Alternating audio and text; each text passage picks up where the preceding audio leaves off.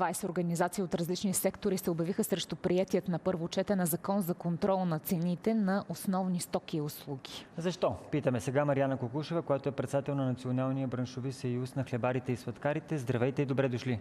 Здравейте, госпожо Добре Кукушева. заварила. Какъв е проблема сега с този закон, приет на първо четене, така известен като законът антиспекула? Той не е ли да се грижи за хората, за да няма надценки? Вижте, ние сме в предизборно време. Както става ясно, желаещите да участват в изборите се увеличават. Темата за цените е много сладка тема. Тя е за най-чувствителната, студио и госпожо в Кукушева. предизборно време. Популизма тогава набира скорост и се разлива като мощна река. Но аз съм тук, за да обясня на нашите потребители, които, купувайки нашите продукти, гласуват всеки ден за нас. Не един, два, три, четири пъти в годината. Това не значи, че изпреварвам събитията и определям броя на изборите, които ще правим, в никакъв случай. Доверието между нас като производители и нашите потребители е много силно, защото те знаят, че ние никога при никакви условия не ги подлъгваме. И сега да кажем ясно едно. Понятието спекула е много удобно понятие за телевизионни студия. То създава уют, защото крие в себе си нещо като меч, който е в защита на онеправданите, на слабите, на болните, на бедните. Всъщност, такъв тип законодателни мерки ще ударят най-много слабите. Как? Защото ще обясня просто с няколко примера. Представете си как ще влияе такъв тип таван на надценките, които бяха въведени единствено и само в Унгария. Забележете, защото чух една дама и тя кандидат да участва в политическия живот на страната, обясняваше колко била добра тая мерка, въведена в Унгария. Унгария е държавата с най-висока инфлация. Унгария е държавата с празните рафтове, а празният рафт не е ефтин рафт. Нали знаете? Това е много скъп рафт. Има държави като Полша, като Дания, които свалиха ДДС-то на 0%, с което рязко паднаха цените и се овладя При вас не е така, инфлацията. знаем, да. При нас е точно така, беше по отношение на хляба и статистиката в последните месеци на 25-та година показа, че хляба е храната, която най-малко покачи цената си с около 23-24%, 20% от които са ДДС, върнатото ДДС на хляба и брашното. Но, връщам се в темата. Да дам пример. Какво значи таван на надценките за един хлебар Иван, който работи в едно средно голямо българско село? Той познава поименно своите клиенти. Познава техните семейства, знае техните проблеми, знае техните вкусови предпочитания, подготвя техните празници и добри, и тъжни. Какво трябва да направи той?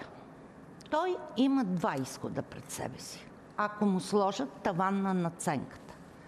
Или трябва да затвори, или трябва да почне да търси лошо брашно, от което да се опита да прави същия асортимент, но не със същото качество. Какво ни казва И да този затвори, закон? Ни кара да малко избираме... по-късно да затвори, защото клиентите ще бъдат разочаровани. Фалит или лошо качество? Това ли ни дава този закон? И то за кратко време. Защото българският потребител е обучен потребител. Той има своите изисквания и разбира от качество. Втори пример ще дам какво значи затваряне на търговски обекти или недоставяне, дефицит на стока пак в малко населено място. Бягаме от големия пазар, защото ние, живеещите в големите градове, имаме уюта в центъра на кварталите, в които живеем, и не само в центъра, да има около нас големи хипермаркети, които най-малко ще пострадат от въвеждане на такъв таван. Говорим за реалната икономика и за малките бизнес оператори, които държат до 10 работни места. Тук повтарям, че тези работни места ще бъдат закрити. Какво значи за Леля Мария за търговица в селския магазин да спре да зарежда олио? Просто защото не му е изгодно и не може да го продава. Тя откъде ще си вземе олио? Ще моли свои съседи, когато ходят в големия град, да й купят олио? Когато се появява понятието дефицит, всички знаем, без да имаме претенциите да сме топ икономисти, че цените почват да растат. Това ли ще стане и с хляба? Ако се въведат такива тавани, първо ще изчезне масовия хляб. Защото тавана ще касае масовите видове хляб. Т.е. хляба на бедните. Когато държавата се опитва административно да натиска крайна цена, без да може да влияе на разходите административно, които разходи растат. Защото, забележете, хляб се произвежда с брашно, с енергия, с хора и се транспортира. А и енергията поскъпва, госпожо Кукушева. Благодаря ви за вашата осведоменост. Винаги е удоволствие да съм при вас, защото срещу себе си имам компетентни събеседници. Точно така. И непредвидимо поскъпва. Петрола също. Въпросът с Гренландия не е случайен. Но цените на горивата сега са стабилни и това, което казват, така от че няма покачване.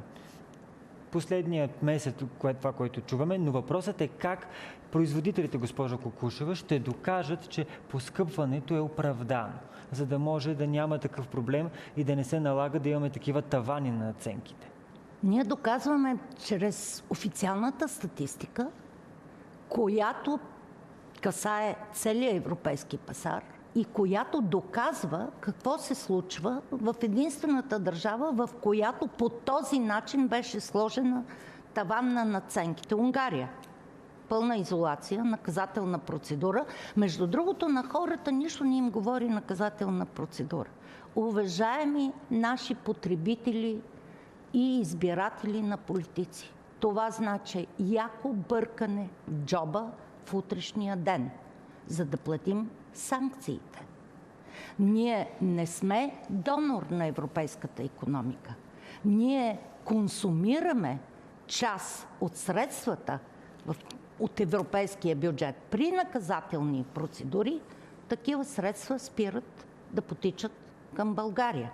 Замразяват се проекти, обикновенно инфраструктурни, от чието замразяване всички страдаме. Нещо много важно имам да кажа. Искам да обърнете внимание, без да посочвам поименно, кои ще са политиците, които след приключване на тази кампания предизборна, ще поемат отговорността за закритите работни места. В момента българската икономика върви добре. Виждате, европейската статистика показва, че за разлика от други държави, ние все пак имаме малък, но устойчив темп на развитие. Ние сме участници в единния европейски пазар, където свободно се движат стоки и услуги. Макар да имахме проблеми с приемането на бюджета, да сме със стария бюджет в новата година. Да, това е тежък административен момент, защото в този момент бизнесът трябва да работи повече от всякога. Не в сивата икономика. Защото когато удряме легалната икономика, печели коя икономика? Нелегалната. Това го знаят и децата. Ние трябва да плащаме данъци, за да може държавата да ползва своя инструментариум, да направи ваучери, да направи пряко подпомагане на засегнатите групи от хора, които имат недостиг на средства за своето изхранване. Никой повече от нас, производителите на хляб и храни, не желае, т.е. всички ние насочваме усилията си в това храната да остане достъпна като цена и категорично качествена. Подмяната на качеството е нещо много опасно. На България се произвеждат храни с високо качество, защото имаме суровинна база все още за това. Ако съществуват браншове като животновъди, които имат нужда от специално кризисно подпомагане, ние с две ръце ще ги подкрепим. Защото трябва да запазим този вид поминък, колкото и абстрактно и ненормално да изглежда това в очите на едно по-различно поколение. В момента кризата е толкова голяма по отношение на работни места, тя е свързана не само с нежеланието за работа, тя е свързана и с влизането на изкуствения интелект в бизнеса, в производствените как може процеси. да влезе, госпожо Кукушева? През много иновации и заместване на човешкия труд с системи за управление и на производство, и на качество, ако щете, и на логистика. Представете си колко хора рискуват да останат на улицата заради недалновидно политически експеримент, за който никой не носи вина. В България сме свикнали да няма виновни от лошо законодателство. Какво ще направите вие, госпожо Кукушева, като производители, така че да не се случи този закон, така да Ние кажем? сме внесли своето официално становище и там експертно сме обяснили защо сме категорично против това. Защото въвеждането на административни тавани има много кратък къс хоризонт. Ще го обясня така, че да ме разберат вашите зрители. Ако днес ви спестяват 20 стотинки, утре ще ви вземат 2 евро. Всъщност, това е хоризонта. Защо обаче в мотивите на този закон ни се представя, че това ще бъде в помощ на потребителите, че ще бъде всъщност и като по някакъв начин помощ и за най-уязвимите, така че да не се стига до това необосновано повишение на цените? Отново ще бъда откровенна. Забележете, законодателство в България се прави по два начина. Нормалният начин е да се влезе в диалог с работодателите и да се обсъдят работещи мерки. Защото никой повече от нас няма интерес към това да повишим покупателната способност на потребителите и да им дадем възможност да потребяват повече и повече и повече. Това е най-естественият пазарен механизъм за развитие на вътрешната ни икономика. Не ви Някой търсят пита ли за това. Обаче Пита ли ги има някой и изобщо? друг тип подготовка на законодателство от хора, които не са платили една работна заплата в живота си. Те не знаят тежестта на ангажимента на един работодател, на едно работно място, колко реално струва. Обратното е. Тези хора на 3 месеца увеличават през средна работна заплата за страната своите доходи. Същите тези хора не плащат своите вноски към бюджета, защото законодателно са освободени от това. Същите тези хора, може би, в определени моменти безотговорно, без каквито и да било граници, подвеждат и обещават светло бъдеще на своите Защо не ви Настоява, питат, но ако госпожо трябва да се Кукушева? махне нещо от този законопроект, който е на първо четене преминал, след това идва второ. Категорично Нещо да се няма махне. тавани на надценки. Това достатъчно ли е? Това е достатъчно и към това е насочен всъщност закона.